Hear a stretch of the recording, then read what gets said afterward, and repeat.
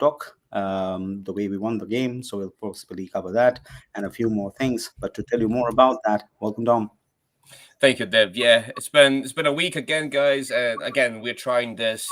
Our fullback, our podcast, we're trying it live again. See how you like it. You seem to like it last week, and hopefully you do. Keep joining us as the weeks go by. But yes, as Dev said, we're going to kick this off with Benfica because I think that was the most important thing that happened this week. There were some other things that we want to discuss, as always, but Benfica is the most important one at this very moment. So I think we can go a bit more into the game, Dev. We did do a live show straight after, which was a bit, chaotic. It was, still raw emotions, hearts beating very fast, and not really rational thinking sometimes. But it's fun to do it that way. Still, the heads are a bit cooler now, Dev. We have settled. We are aware of what has happened last week. So, how do you feel now? Well, there cannot be any feeling but of extreme happiness because obviously winning in that way, playing the way we did for about 70 minutes with just 10 people, but the fact that we were not outplayed, the fact that we kept the momentum throughout the game, we were not really under. We never felt that we were panicking. Generally, that happens. Yes, Tech had an amazing game. Tech absolutely played out of his skins, and he definitely saved a absolute few, blinders out there. But then in Champions League, if you see all the teams that have won, they have performances like this. That's when you win this kind of competition. So for many years, we haven't had that, and this time we were lucky that Tech came through, and that was amazing to see that. And we'll talk about him, of course. But yeah, great game. Huge on confidence for the players, and I think it also allowed us to rest a few players because the league is also equally important, and getting that deficit, carrying that 1-0 back to 1-2 will be beneficial for us. So I think those would be my first initial thoughts. Yeah, I mean, I would agree. I mean, there's so much to dissect and so much good to dissect, which is obviously what we always want to do. But yes, player performances were very, very good, and I think Flick as well, his approach and the whole team's mentality and the whole team's intent once they went down to 10 men was what actually made the game what it was, right? So it was not okay. We stuck to our principles somewhat, but also we recognized that the situation might call for a little bit of a change. And we talked about this multiple times before. We said, okay, Flick is a purist and he sticks by his principles, but he has been adapting to game states, right? He has been, yeah. So if I need to press, I will press. If I need to sit a bit back deeper, I will do so as well, without feeling bad about it. Because okay, yes, we can always say, okay, we believe in certain things and we'll stick by it, and Flick does. But everyone adapts. All the great coaches adapt. The elite coaches adapt. The teams adapt to their position, adapt to the game state especially. And I think that's the way to go if you want to win, especially in the Champions League, where details matter, right? Those little things matter a lot. And I'm happy that you mentioned Tech, because I saw a graph, a viz on Twitter the other day where we showed like the best performances of goalkeepers in the Champions League. And Real Madrid had like 3 in the top 5, right? They had Courtois once, they had Lunin twice, and something like that. It just goes to show you in the Champions League, having those monstrous performances by your goalkeepers can make all the difference, right? Because the Champions League is a game of moments, and if your goalkeeper can actually contain those moments well, you get an insane boost. And Barca have lacked that. This text performance, Chesney's performance, is the first entry of a Barca player in the top 10. Right, so we've not had that kind of a performance, a 9 point something rating performance from a goalkeeper in a Champions League game. So I think just having that sort of security, that extra layer of protection, is insanely good. Right, Barca are a team that relies on their attacking output to kind of win games, obviously, right? But then defense is what wins your titles, they say. And I think in the Champions League, especially in games like these, you can see that. You can absolutely see the importance of that. And I'm happy that we actually have a goalkeeper that can live up to that expectation. Now, can he do it beyond this season? Now, that's a tricky question, right? Is Tech going to be someone who stays a bit longer than initially planned? Do you see that scenario kind of panning out, or I think one more season. I think he's going to get a contractual, extension. I do think that. The question is whether he stays up as a backup for, Ter Stegen, because Ter Stegen is going to be back and he's not going anywhere. I think Ineke Peña is going out. I do think, though, that Barca is looking for a long-term young goalkeeper. I do think that those reports are not fabricated. I think that there's some element of truth to it. And I think that's going to happen sooner or later. Now, who that person is, obviously, is anybody's guess, and maybe we should do something about that. If John Garcia is going for, we should probably do something about him.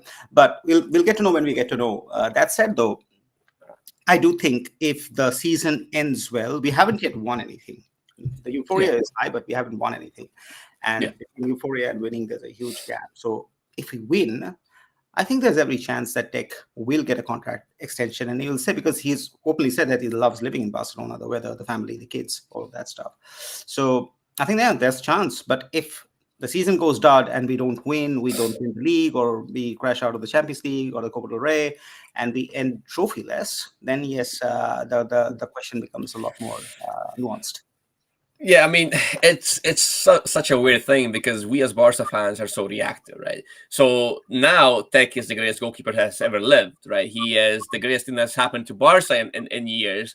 But as you said, if things don't pan out the way we would like them to pan out, he could as easily become a villain like overnight. And that's something that we don't really handle that well as Barca fans. You have to say that because we are very reactive as Barca fans. Of course, emotions run high, and absolutely that is true.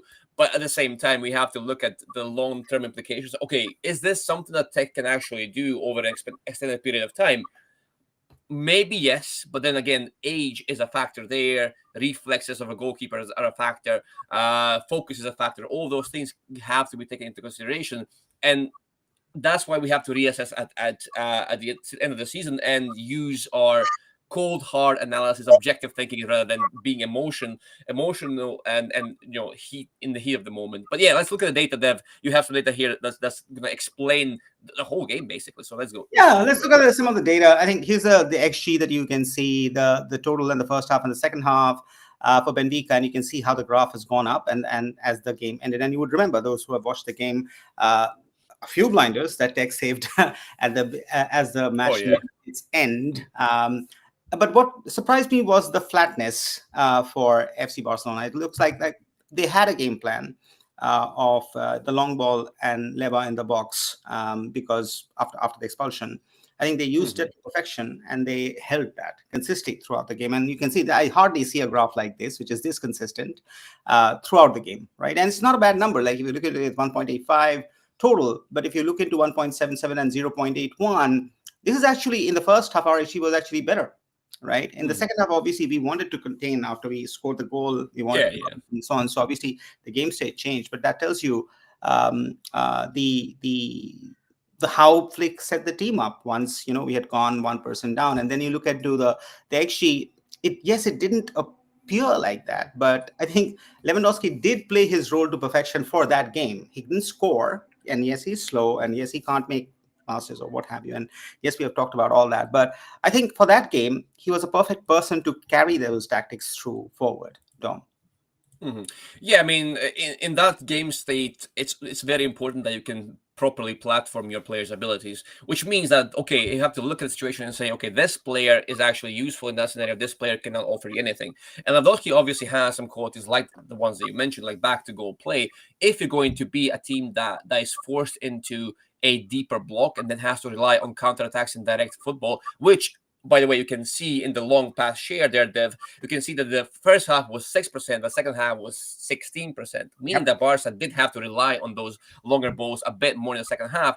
And then having players who can either run into the space to latch onto passes, or players who can act as kind of anchors and what do you call them, like the target men, basically target men to receive the ball back to goal and then lay it off potentially. Now Lewandowski can do the latter, not the former, but if you can use him that way, and we'll see in the duels as well, how many duels did he win that second half? That's a very important figure as well if you have that data. But yes, in theory, that is how you use someone like Lewandowski, because there's no other way to use him, because you don't get the normal game state that we usually get with sustained pressure and us having all the initiative. Dom asked for duels, and then you have the duels win rate on the chart on the left hand side that you can see where my cursor is, right? And you can see, yes, there was this dip between minute 16 to 30th when Barca was adjusting to that red card, and obviously that went down. But right after that, look at the recovery that the team has made right through till the end. They fought for the balls. Literally, they fought for every single ball. They ran. Pedri ran a lot. And he's tired probably this week for the Osasuna match. But you can see we far outpaced them in terms of duels and the wins of the duels that we had, right? Even though they had 11 players. And good, Benfica is a good team from that perspective. Yes, attacks went down. Yes, recoveries per minute went, not comparable.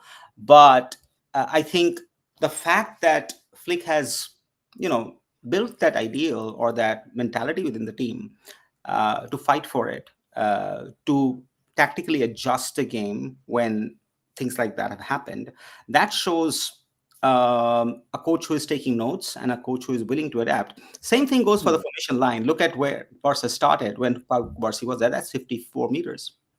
Yeah. And at the end it is 33. So it's not true that he doesn't adjust the high line. He does adjust the high. This is Barca's high line, the 54-meter mark, right? That's where they are. And look at where Benfica was, correct? So it's not that he didn't adjust. He adjusted with the game state, right? And it's a slowly decreasing trend. But yeah, I'll pass it. And then there's a pressing intensity as well. But I'll pass it on to Don to talk about some of these. Yeah, I think the formation line and the press intensity obviously went down, which is what you would expect in that game state. I think it's a bit of, okay, Flick has adjusted and realized, okay, if I go gang-ho, if I go press very high and keep that high line with a man down, I'm more likely to get even more exposed, which is fair enough. But it's also kind of imposed by Benfica because they had more initiative. They did force us deeper as well. Now, the pressing intensity is interesting because it also went up. And the higher it is, PPDA, that means that the less aggressive or less intense the press is in general. So this shows us that Barca did not really go down the usual defensive route, which is good because you can't do that really with a man down. You can, but it's far more risky. It's easier to play through your press when you are man down because there will always be a free man for the opposition team somewhere on the pitch, and if they can access that player, everything falls apart. Even with 11 players, Barca faced that problem. Now imagine that with 10 players. So this was the right approach. Don't press that high. Rely on a middle and low block defending, which proved to be the right call by Flick. And absolutely. And this is what, we were talking about it earlier in the season that Flick should do it. And maybe Flick is learning in his own way, in his own style, but maybe he is actually learning, right? Okay, so let's look at some of the other interesting stats, which I always find. I always find the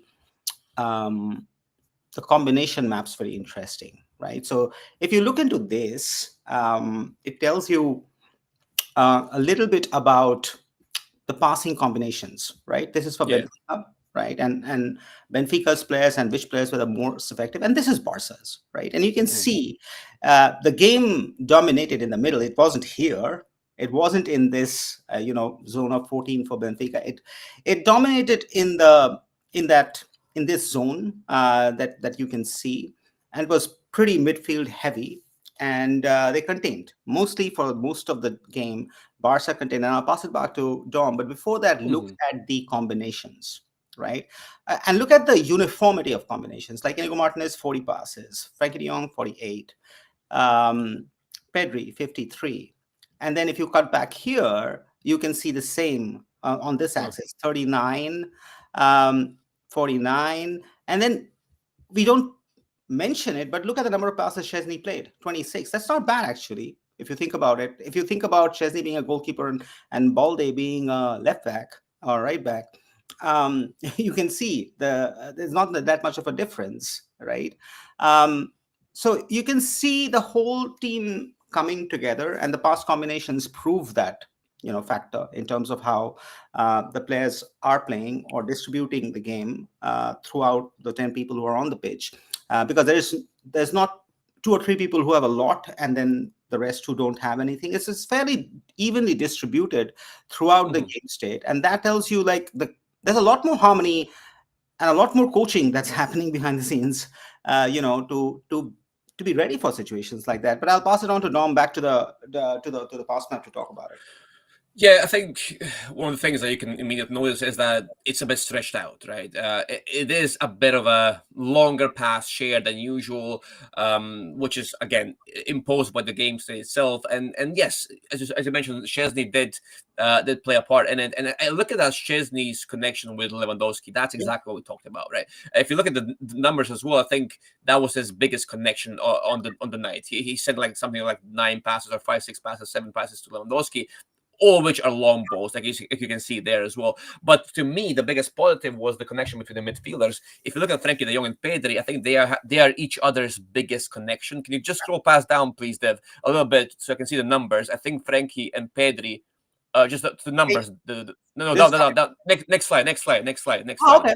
Yeah. Yeah, there. So see, Frankie de Jong, his biggest connection is Pedri, and Pedri's biggest connection is Frankie de Jong. To me, that is very good because that means that your best midfielders, best players in the middle of the pitch, where you're the most dangerous and most technical, they are interacting a lot. And to me, that's a great thing, especially in a game state where you need your technical players to actually shoulder that burden of having a man down and actually trying to hide the ball and defend with the ball. And to me, this shows that Barca have maybe dipped in possession, as you would expect. They have dipped in attacks or recoveries, all of that.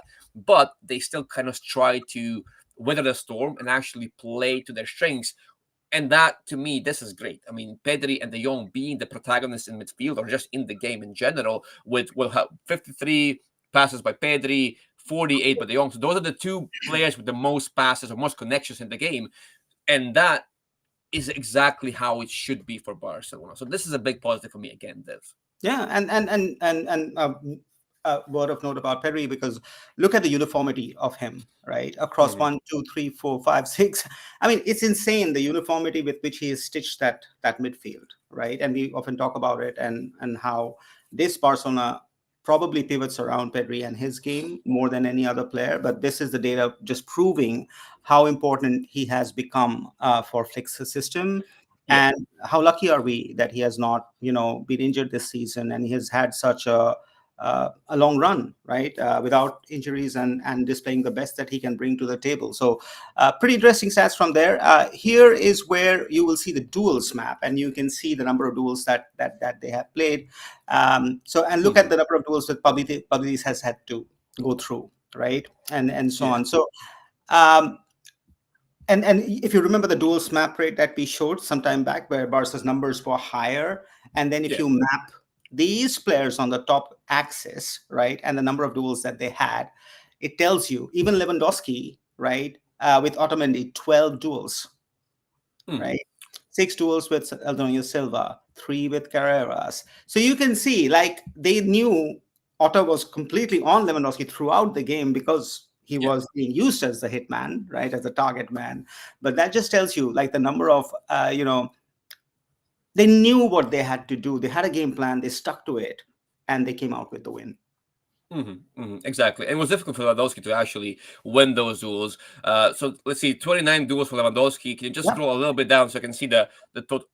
39. And yeah, he lost a bit more than he won, but that's fine. You would that's expect him okay. to do you would expect him to do that because it was a very difficult situation for Lewandowski. Whereas Araujo, for example, this is where he shines, and he has more won duels than lost duels. Again, in that game state where every duel matters a lot, especially in your deep lower block in defensive phase, this is what you need, right? So Mhm. against Pavlidis, look at that. Araujo does dominate that, and he gives you that, and you know that he can always give you that. Yes, And this is the yeah, I six mean, that this is the 6 that he's talking about. You can see yeah, the Ronald Araujo, pairings yes, out there, and yeah, so it just tells you that Flick's also understanding the game state a lot better, and we are adjusting to different situations. Like, okay, if you have a red card, like, how do you play? Who are the players? How will the your team adjust itself, and so on and so forth. So there's so much to learn from it in terms of how Flick is adjusting. If you look at the data, that becomes much more evident than when you just see Nick, just see the game. You're caught up in the excitement at that moment. So yeah, you know but enough of data. We've talked a lot about it. These are just some of the things that we wanted to share, like from from what we were analyzing, and we will obviously bring a lot of that into some of the reviews that we are doing, or the blogs that we are writing, where we write a yeah. lot more in detail. But that was Benfica. I think it was excellent. The win, huge confidence booster for the team, and gives those that mental confidence. And I would back Barca to win the second leg, honestly. Though it's Champions League, anything can happen. We know that. A couple of mistakes and that's it on that day. So we don't know what we don't know. But given the way the team is playing, the form and everything, I would back Barca to win this tourney and move to the quarterfinals. Yeah, same here. I think if you can muster such a performance with a man down away from home against a team that is not lacking quality, they're not the same as us in terms of pure quality, player quality, even anything like that. But they're still a good team, right? And they showed that in the when we first met them back in that chaotic game that ended up with a win for us as well. I think everything is in our hands. We are now in the driver's seat fully because that one goal means the world, but it means even more when you can face them with 11 men and at home as well. And Montjuic is Montjuic. We know what that is not the Camp Nou, but at the same time, we do have fans that can back the team and actually make Montjuic as much of a fortress as we can. Not the same as Camp Nou again, but it still matters. It still counts, right? So I think it's a big mental boost. I also wonder what kind of an approach we'll take now. Does Flick go with a more cautious approach? Does he do the same thing? Probably the same thing. He's probably going to go and try and steamroll them first, which is what I would do as well. I mean, you have to even in that game, we had the chance to actually get in front even before the red card. So I think that's a positive as well. And yes, I would agree with that. I think moving forward, I would expect us to beat them. And then who do we meet in the next round? Who's our potential opponent? I forgot. Is it Borussia Dortmund? It's Borussia, probably. Borussia, Bayern, these are the ones that are there. So we'll have to cross them before we go and meet probably Real Madrid, the way things are. I think it'll probably, I don't know. Anfield for PSG to win, I don't know. Seems hard. But it's possible. They have the better team for sure. They have the better team. But winning in Anfield is never easy. So I would still hold it with Liverpool to pull this off somehow. But even if they do, I don't trust them against Real Madrid. So I think Madrid's still going through. Yeah. So that's a sad reality of it. I think that is a bit. I mean, it doesn't sound good for a Barca fan, but it is still true because Real Madrid are Real Madrid, and you would expect them to go all the way whenever they can. Whenever there's no Barca to stop them, they have a high chance of progressing. So I don't know, a classical final, I don't fancy it. It's just one of those things where I'm still confident. Somebody, I think CBS was doing a show, and then they projected that it would be Real Madrid versus Barca for the final, with Madrid winning. I think that. Madrid. Yeah, they did it. I think CBS did it. So anyway, we'll see how that happens and so on. Anyway, Vandy, back to you. Thank you so much for joining. You're always here and you always support us. So so happy. Your first question was fullbacks and strikers are not at a premium anymore. Dom, what do you think? Wait, how is that? No, that's not like the same question. Fullbacks and strikers are not at a premium anymore. Yes, I mean, we've been linked to many, especially strikers, and I don't know. The choices seem very. It's difficult because they all cost a lot of money, right? And the market seems inflated, especially for strikers. So yes, you are right, Van Lee. They would cost. So I think it's Šeško, it's Isak, and it's how do you pronounce that guy's name? Gyökeres? I don't even know. But those three are the heaviest links so far. And I would say that in terms of suitability, I would say Isak, obviously the best pick. If money was not an issue, out of those three, it's Isak, Šeško, Gyökeres in that order. Now the price tag changes things, right? Because you can't be paying the reported 150, 60, 70 million for Isak. I would not give that. So so that's there. Šeško would be a bit more cheaper. I think he's around the 60 million range, which is would you take him? That's a question. I know you were thinking about scouting him a little bit, but would you really recommend him? Now it depends on what you expect from Šeško immediately. So if you bring him in and you expect him to be Lewandowski in his prime, you're not getting that, right? You're getting a player that has insane quality. He does. He really, really, really does. But at the same time, we should not really go into it thinking, okay, this is a finished product that can give us 30 goals a season from season number 1 at Barcelona. I think the quality is there, the underlying fundamental aspects are there as a player, and you can predict a high ceiling for him, but it's not, the current floor is not as high as people would like it to be, and the price tag is still kind of high for a very project-like signing. I'm not sure if you watched that much of him, Dev. What are your thoughts? I mean, I'm happy to hear anyone's thoughts, but that's kind of my very rough scout. I do have some notes on him. I'm find them. While looking for them, you can give me your thoughts. I just think at this moment, like Barca being Barca the way they have been the last few years, right? So there's been a fundamental shift in the way they have been going into market or procuring players, and it's not going to change anytime soon, given the situation of the stadium, given where we are. Even though on paper we are 1:1, there are lots of issues still ongoing. So if I think about the little money that they have and where their focus is, based on what we are hearing, either Deco say or whatever, right? I still think they're going to depend on, Lewa and Olmo try something, make this work, because we are scoring tons of goals. Scoring goals is not our problem. It's as simple as that. If you look at the team probably needs fullbacks. The team probably needs a goalkeeper. They probably needs still another midfielder somewhere, even though we have tons of midfielders, but and a winger. That's probably what the team needs. So given that, and given the premium of price and mistakes that we have made in the transfer market, which have been innumerable, I just don't feel that they're going to go with somebody like Šeško right now. I mean, if this was Barca 6 years ago, I would say, yeah, they would have probably, because they bought anybody and everybody, right? So, but right now, I just don't see that happening, given what the team needs. The team scoring goals for fun. Like, they're scoring more goals than MSN. Who thought that?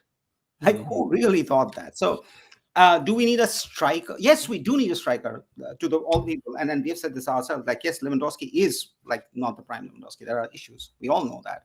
But the team is scoring goals. And if they can, make Olmo a little bit fit like they have done Pedri, that can be massively game-changing. Right. So I don't know. That's my thing. Right. I'm looking at it from a practical budget sense more than, okay, Šeško is a great player, and what does he bring to the table? Right. I managed to find my notes. However, those are notes from August 20th, last year. So bear that in mind. But so my notes were, Šeško is similar to Erling Haaland, actually, I said. But he's an incredibly complete profile that can be compared to Karim Benzema. That's what I wrote.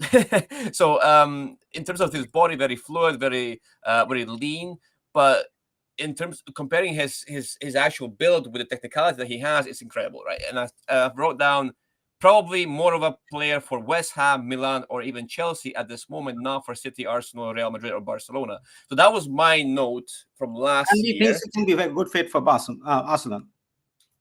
Sorry, I didn't get that. Van Lee feels that he can fit Arsenal better, and he can probably. But yeah, it's just So that would be about Šeško. But maybe we do an actual scouting. What do you think about that, Tom? If there is so much interest, we can start. Look, I mean, it's close to the transfer window, and what we can do, we are finishing our series of fringe players at Barcelona. We'll finish with Fermin Lopez, I think. Then, and then I think we can start with the transfer targets if you guys want to. I can do we can do one a week. Scout players that we are linked to, scout players that we are not linked to, even, or maybe we think we should be linked to. That could be a very interesting series, because I think transfers is usually what people like the most. That's the most spiciest type of content. So if there is interest, guys, let us know. But yes, we can start with Šeško, absolutely. Isak, we know who Isak is, so I think, well, there is interest. People are maybe more familiar with him overall. While someone like Šeško is a name that's been floating around, but not really. People don't really know who he is, what he can do at the moment. Not really the full picture, at least. So maybe I do agree. It's a very interesting topic, and I would like to myself. I would like to delve deeper into it. But as I said, he can be a demon of a player in a couple of years, but maybe now more of a project player. So that depends what you need. Do you need like a star number 9 to take over immediately, or can you actually wait a couple of years and to get that player. But then if you wait a year or two, you can maybe get Isak as well, because is his contract ending soon? I'm not even sure. I think his price tag might drop next year. So that also begs the question: do you wait a year for Isak? Do you go for Šeško now, or what do you do? So it's a tough choice. Tough choice. And yes, Vandy, we agree with you that there are not quality fullbacks and strikers like 10, 15 years ago. And there were many theories around it. And me and Dom sometimes debate about this theory among ourselves. And there's a theory that, by the time Pep Guardiola came in and the system-based football came in, it became so systematic that the flair moved out. And all the earlier way of football, where you came from the streets and you had that trickery, you had that charm, that's going away in favor of very systematic, structural, positional football. And we have seen gradual decline of the 10s and the 9s and so on. So there's a whole debate or a theoretical piece that can be done around how much has that really impacted. Is that truth? Is that not a truth based on data, based on what we have seen? But yeah, for sure, there is a real dearth of number 9s and fullbacks in the market right now compared to what it was maybe in the 70s or the 80s or the 90s and so on. So completely agree with you. Okay, let's go into Deva. And he says, team would score double if we were cleaning. By the way, we're scoring because we are creating that much. Yes, absolutely. And the fact that we are creating that much and we are scoring, it's a good thing. Hopefully it continues. But why fix something that has not broken? I think that's what the club will look into, given everything else that they have to solve for. Yes, if they have the money, I'm sure I would love them to buy a good striker. I just don't think this window will be that window still.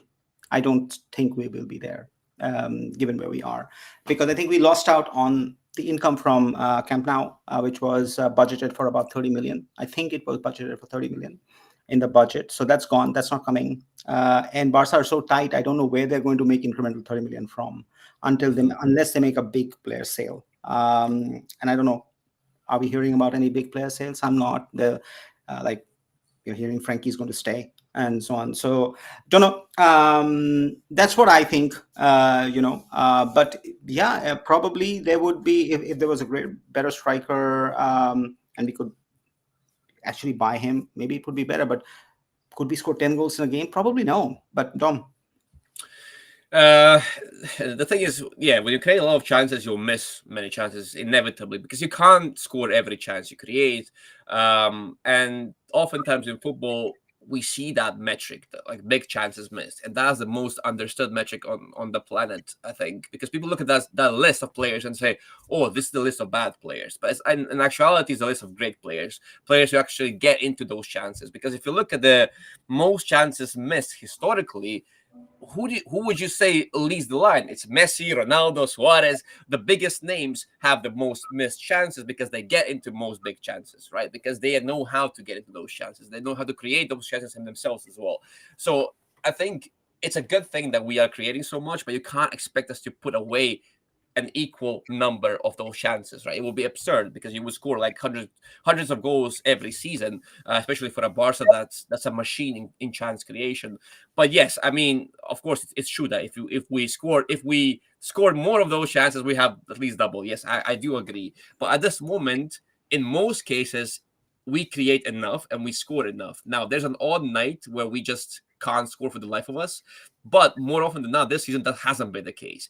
The case where we haven't scored the chances are mostly outlier nights, I would say. So nights when we are a bit off, nights that luck is not on our side, maybe nights that the other keepers have incredible performances and godly levels of quality. But that happens every now and then. We have to learn to live with it. What we can do to kind of prevent that, or maybe overcome that, is just keep doing what we're doing. So because good football will always overcome finishing slumps. That's what I believe, Dev. Well, let's take this comment, because this is important, and we've been seeing this for a while. Ratu, the name has been around for a while. Apparently Deco likes him. Apparently they whatever. And then Vanderson, we have heard about Vanderson again and again and again. And yes, we are in the market for that kind of player. That is as if I look into it, I think Deco feels that is more of a need than a striker. That's what I feel. I may be wrong. Who knows? But Dom, what's your thoughts on Ratu or Vanderson? I think they're both great choices, to be honest with you. Now, the question is how attainable are they? How much would they cost? I think I saw some figures floating around. I think Ratu was about 20 something million. I think Wenderson is around 30 million mark. Both figures are decent. Like they're not too high, but at the same time, if I were to pick between them two, I think Vanderson it would be my choice. Now, depending on the money. Now, Ratu compared to other La Liga players is immense in chance creation. I think that even I'm not sure about the crosses, but like key passes, expected assist, all that thing, he does lead the line. And I think in that sense, if you want someone who can be an attacking force, you would go for him. Vanderson is also a similar thing. Now, obviously different styles of play, different leagues and all that counts. However, both are very good choices to me. If we get either of them, it's good. And you still have players like Arnau Martinez or even Pablo Maffeo who are floating around, and all those players are decent choices, but it all depends on what you need your right back or fullback to be. Do you need someone who's a bit more defensive, more offensive, someone who's more complete? Obviously, more complete player will always be preferred, but those players come at a premium, right? Complete players are rare and they are usually expensive. So you have to pick your poison. Do you need someone who's more offensive to overlap around Lamine? Do you need someone to support Lamine a bit deeper and make sure that he can do what he does best? It's all about profiling and then platforming that profile. But yeah, Ratu and Vanderson are really good choices. Vanderson would be the preferred for me, I think, among those two. But both are good. Yeah, there you go. Both are good. And yes, we do need a right back, a left winger, and a youngster. I agree with this statement completely in that order. So if you have the money, probably buy all three. If you don't, we go by in that order and get what we need, so that the team becomes a little bit better. And yes, Andy, the price tag does tell you about the striker market. Like a few days back, it was like Isak was about 100 million, and I said I don't think he's a 100 million player. And then we heard the news that he's 180 million dollars, and that's what Newcastle is quoting or wanting. So yeah, it's totally inflated, out of whack, and I don't know why, but nobody's going to spend that much of money right now in a player. It's just not going to happen. Those days of are past. There's a lot more strictness in the game. There's a lot more media scrutiny on the game. So I don't think that kind of is just a quote for the sake of a quote. I think if Isak sells, he's selling between 60 to 80 million max. If he finally sells, I don't think it will go beyond that. But yeah, is he 180 million? No, he's not. Definitely, no. He's a great player, but he's not that player. That's as simple as that. All right, we've been going. I'll take one more because I found it interesting in the terms of the game, and somebody talked about us facing Inter over Bayern, and I'm trying to find the comment. Inter. Is that how the bracket for? I think the next one in line would be Borussia, or who's Borussia opponent? Is it Lille? I think they are. Yeah. So if they beat, I think it was a 1-1 in their first leg. So it's all to play for the second leg. Yeah. I think they would be our next opponent. One of those two would be our next opponent, and then after them, is it the better of Arsenal and Inter? I don't know. That's what he's saying, right? He's saying, I would love if it is Bayern again rather than Inter. They're the most difficult to beat with our systems. And that's what I want to talk about. Like Inter against Hansi Flick's system and Bayern against Hansi Flick's system. I found that interesting. So good comment. So yeah, I mean, Dom, what do you think about that? Oh, both very tough opponents. I think Inter play one of the best football on the planet, on their day especially. Now, I don't know if Bayern is an easier opponent for us, because even that in the game where we smashed them on paper, it could have been a bloodbath on the other side, like on the other end, because they had their fair share of dominance in the first half. They had our number, to be frank with you, and we escaped, barely, narrowly escaped, and you just need one of those, two of those goals or opportunities to go in, and it flips the whole script on its head. So I think neither of those are easy, but I think we can beat both on our day. That's the positive I can draw for that. But I don't know if I would rather face Bayern, because they are Madrid and Bayern. If I can avoid them, avoid them. Simple. Yeah, Madrid still, because we are used to them, right? Historically, we are used to them, so I don't think we are that scared. But if you look into Bayern, there are some old wounds in Bayern. I mean, obviously. Historically, we don't necessarily do well against them all the time. Even in the prime days of Barcelona and Messi and all that, we still struggle against them. Okay, everyone remembers the Messi's move on board thing, yes, but Bayern are still a tricky opponent for us. And I wouldn't, as I've said, I wouldn't want to face them until it's absolutely necessary and there's no way to avoid them. So as long as you can, just avoid these games that are flip of a coin, because sometimes the game against Bayern can be exactly that. Dev, you're a bit frozen. I'm not sure if it's me or you. No, Are you it's still me. here? I think I am. Oh, It's totally me. I'll have to see. okay. So you need to carry on. I'll put some comments in, and you can take, and I'll try to log back in because I think there's some issues out here. No, Okay, the question here is which left back do you prefer? I like Leão, but he lacks the mentality, workload, and attitude. I'll let Dom take, and I'll see if I can log back in. Yeah, go for it. Okay, yeah, guys. Which left winger do I prefer? I say, look, I mean, at the moment we have Leão and Nico Williams as the most prominent options for Barcelona. I think the most linked options. Now, Nico Williams is obviously the more, shall we say, the cheaper option, and maybe more what do you call it?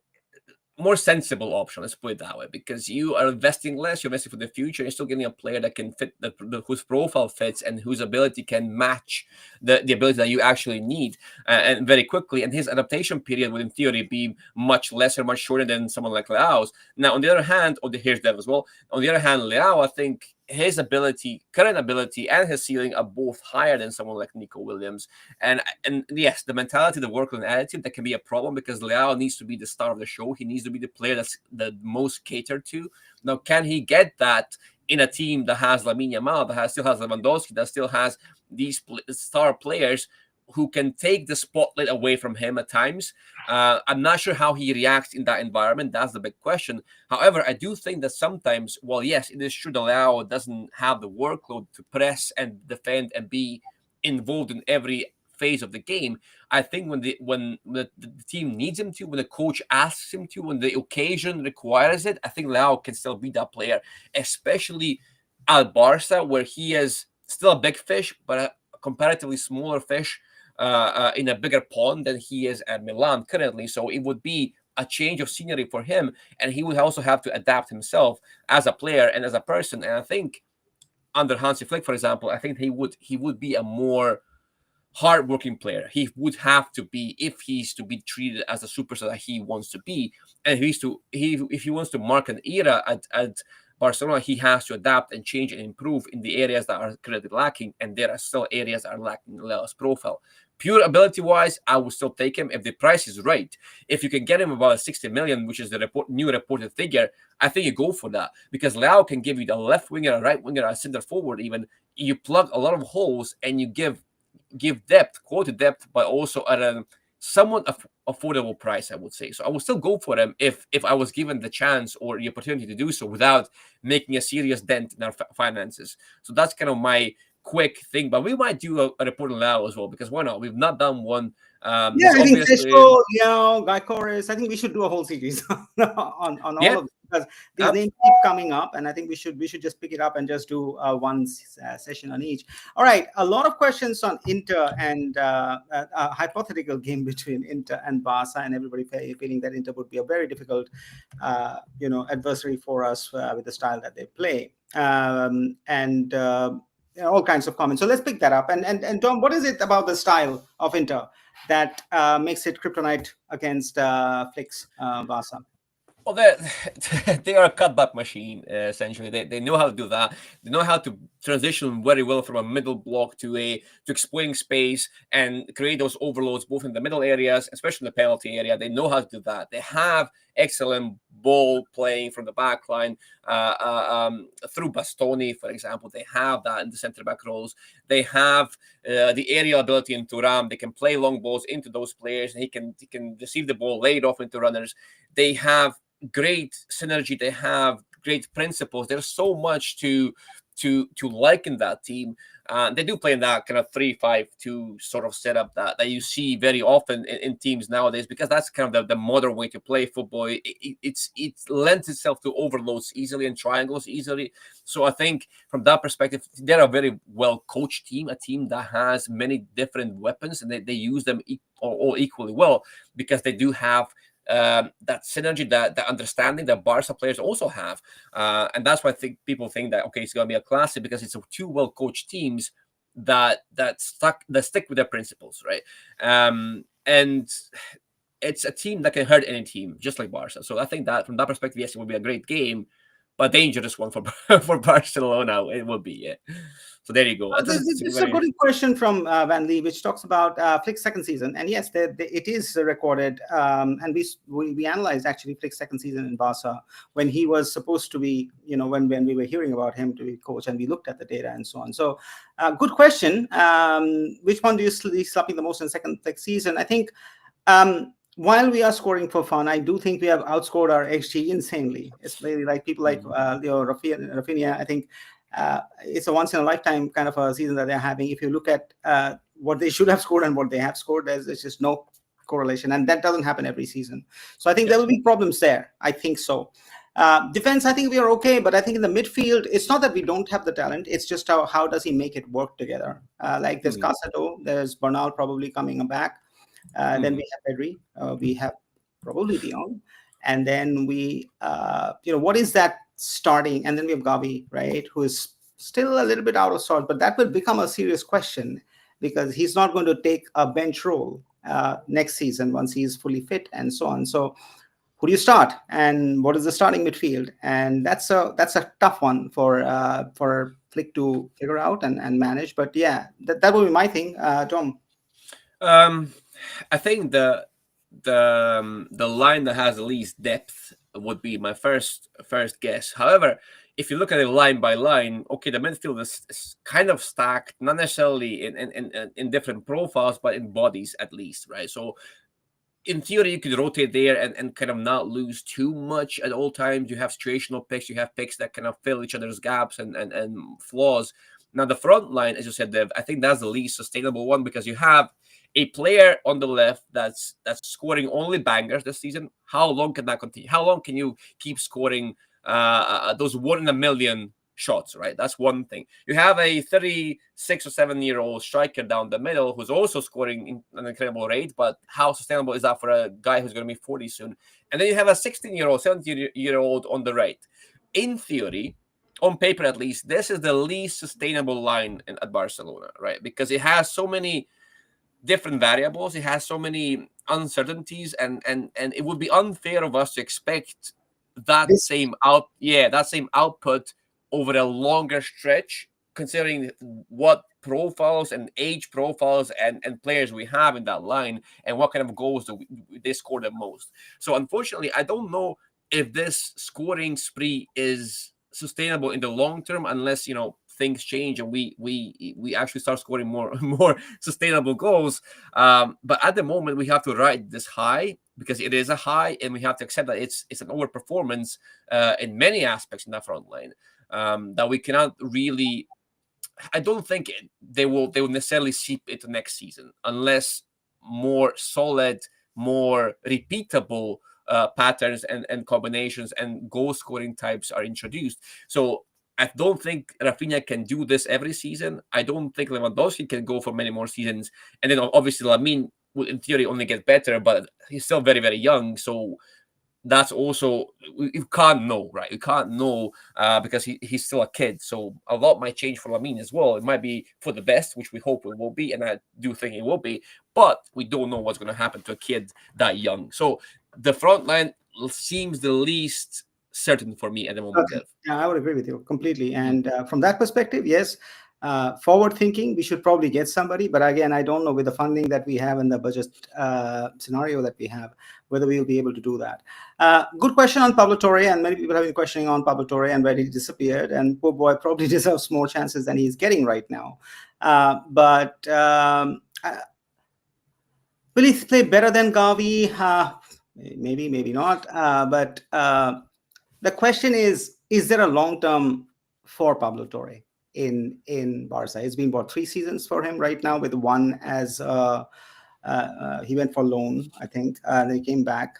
Do you think he's going to cut it in the first team as a regular? No, I don't think. I don't see him as a regular first. Like, I mean, the first team as a squad rotation, then maybe yeah, but as a starter, I don't think so. With the current midfielders that we have, I don't see Pablo Torre eclipsing anyone at the moment. Now, is he better than Gavi? He's not a better player than Gavi. Is he better suited to the number 10 role? Potentially, simply because Gavi is not Gavi yet, and that's number one. Number two, Gavi as a moments player doesn't really work as well. Pablo Torre is also a small interior who likes the ball, but I think he's more. He could be more useful as a moments player than Gavi because he has the ball striking. He can pop with an assist or a goal every now and then from those situations that don't require him to be heavily involved at all times. Whereas Gavi is more like Pedri, more like De Jong. And if you don't give him the ball as much, you lose out on so much of his profile. And then when you add the mentality issues and the physical issues that Gavi is currently suffering from, you get a player who's only half-baked at the moment. He's not who we know he can be, right? Or who he was before the injury. So I think in the current setup, mentality-wise and profile-wise, Pablo Torre would maybe be a better fit for that number 10 role. But if we're talking about the deeper roles, I will still take Gavi over Pablo Torre. And in long-term terms, I would also take Gavi over Pablo Torre. So that's kind of the gist of it. I do like Pablo Torre. I just don't think he's a starter material, at least not now. There you go on Pablo Torre. Have you seen what Cesc Fabregas is doing at Como? I've watched a few games, not all, but a few, because it was Fabregas, and because we were here. You watch social media and you see comments and you're like curious, and you say, okay, let me go and watch. So I did a few games.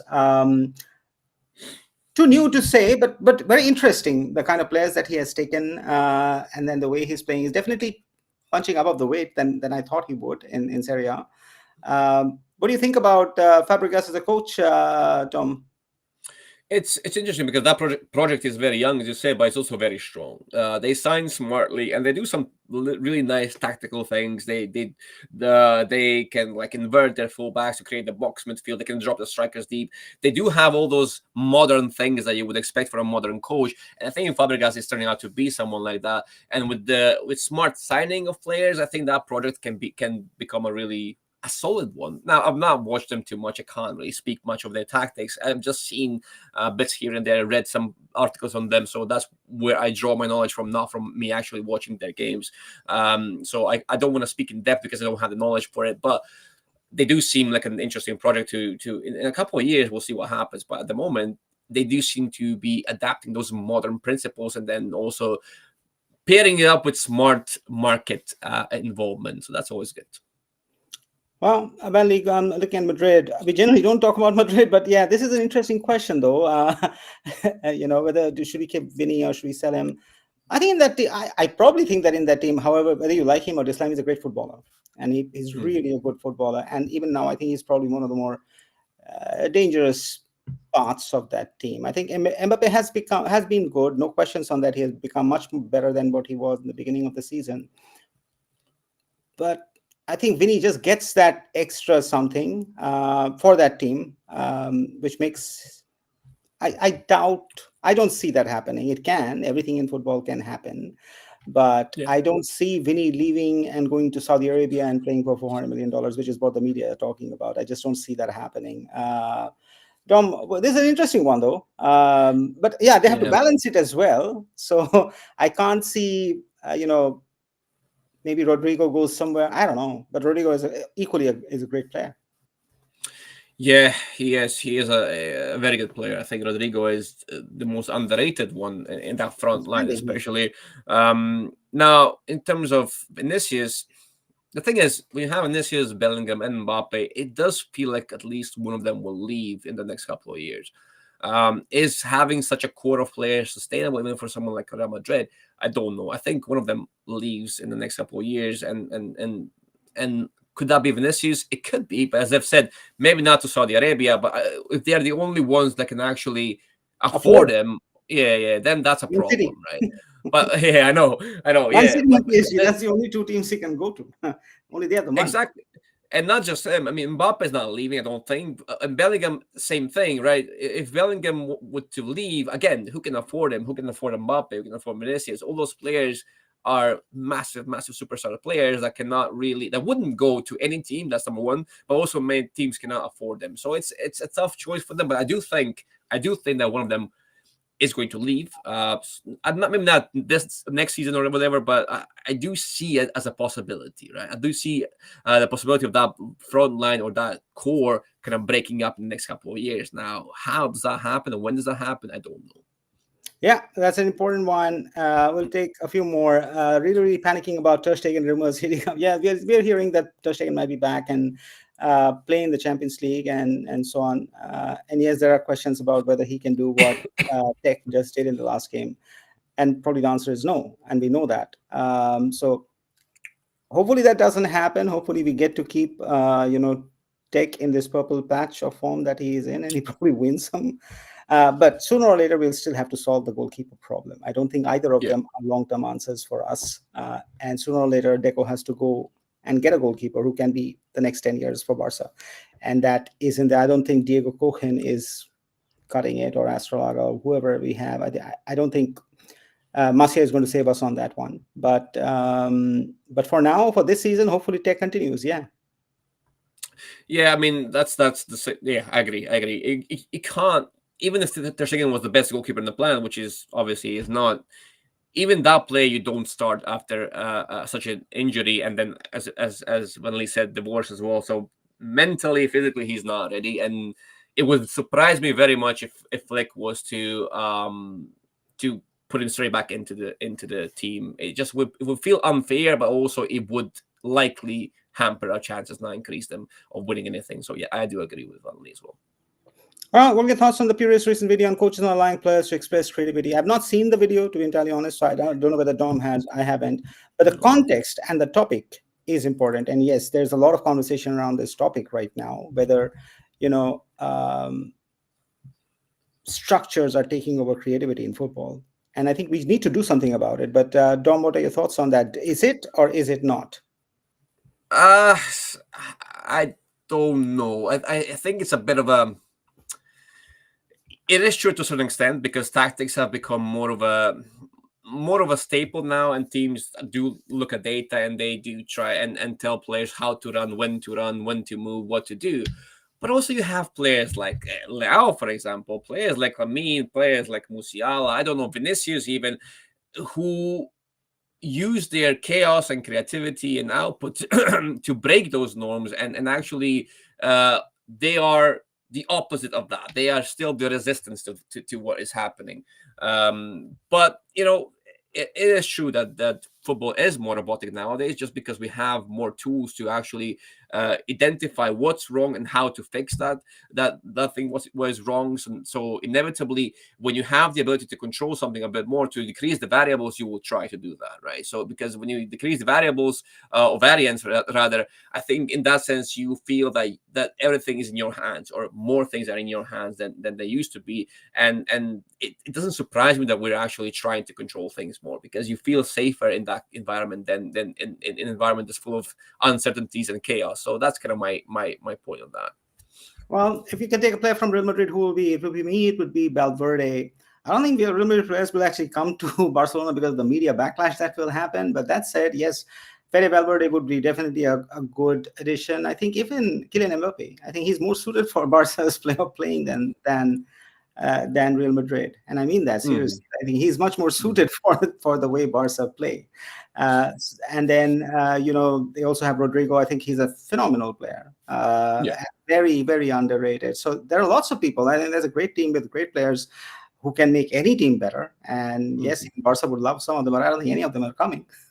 No, that's not happening. It's not happening, but it's nice to have this fictitious scenarios. Yes, I mean, obviously Mbappe would be a great fit. I think, yes, I agree with them. He would have been a greater fit at Barca than at Real Madrid, stylistically and profile-wise, at least. Yes, absolutely. He would just plug a hole that's so necessary at Barcelona, and he would just He would.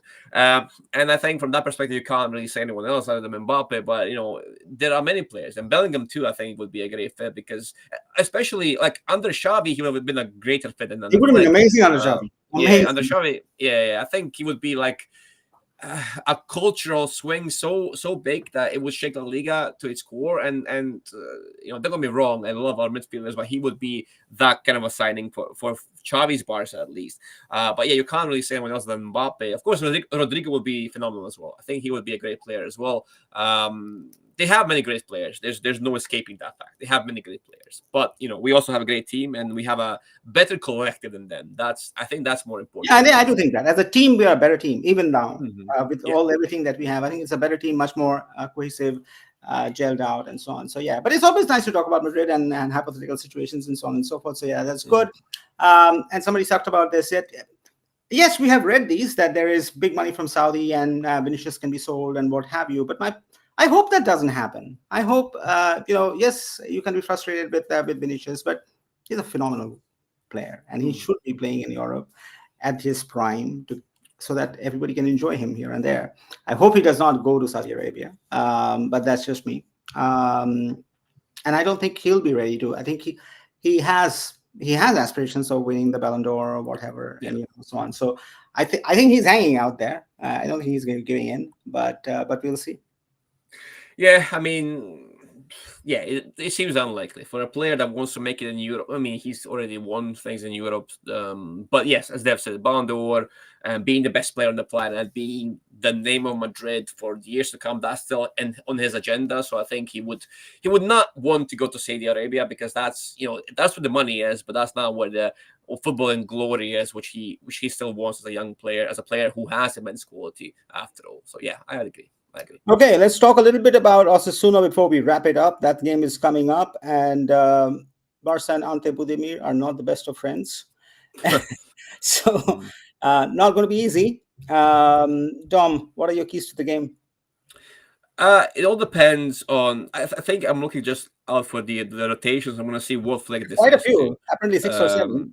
Apparently that, yeah, and that means we are doing the same thing as at the beginning of the season, where we're gonna go with a heavy rotation, and it's gonna be a Osasuna again, and we'll see how that goes. But that, yeah, it will tell us a lot about Flick's mindset, who he thinks should be rested, who he thinks can be rested ahead of this game.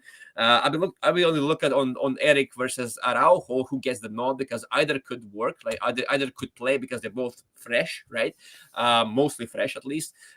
So we'll see who plays between them. We'll see if Rafinha or Pedri are rested, if Koundé is rested. There's so many players that you could theoretically rest, but can you actually rest all of them at the same time? Now that's the big question against a team that can and will exploit that absolutely, which we already saw once this season. So big match, tough match. As you always say, every match from now on is a must-win.